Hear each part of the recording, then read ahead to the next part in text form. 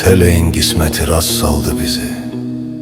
Yolumuz hardasa qırılacaqsa, itirəcəyiksə bir-birimizi, xatirəm yadında qalmayacaqsa, bu əllər mənimki olmayacaqsa, bu tellər mənimki olmayacaqsa, gəl məni, özünə öyrətmə məni, hicran qorxusuyla göynətmə məni, əlimi saçıma öyrətmə belə, gözümü gözünə öyrətmə belə, üzümü üzünə öyrətmə belə.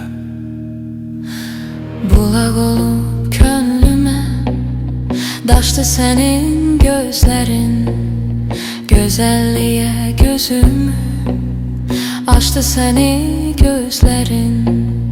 Bulaq olub könlümə daşdı sənin gözlərin, gözəlliyə gözümü açdı səni gözlərin.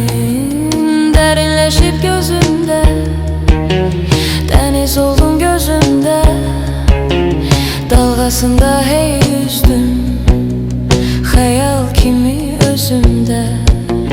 Dərinləşib gözümdə, dəniz oldun gözümdə, dalğasında hey üzdüm, xəyal kimi özümdə.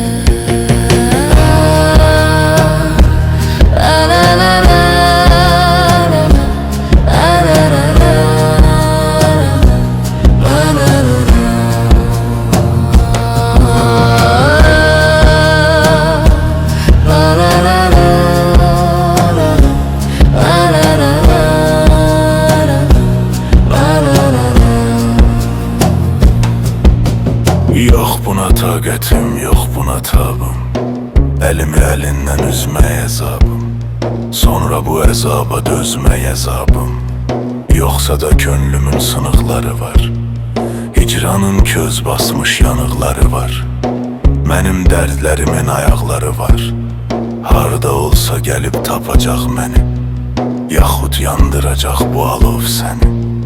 Gəl məni özünə öyrətmə belə, əlimi əlinə öyrətmə belə, gözümü gözünə öyrətmə belə.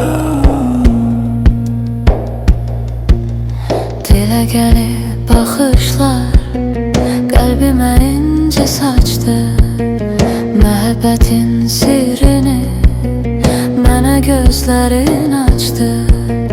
Dilə gəlib baxışlar qəlbimə incə saçdı, məhəbbətin sirrini mənə gözlərin açdı. Dərinləşib gözümdə, dəniz oldun gözümdə, dalğasında hey üzdüm, xəyal kimi özümdə. Dərinləşib gözümdə, dəniz oldun gözümdə, Dalğasında hey üzdüm, xəyal kimi özümdə.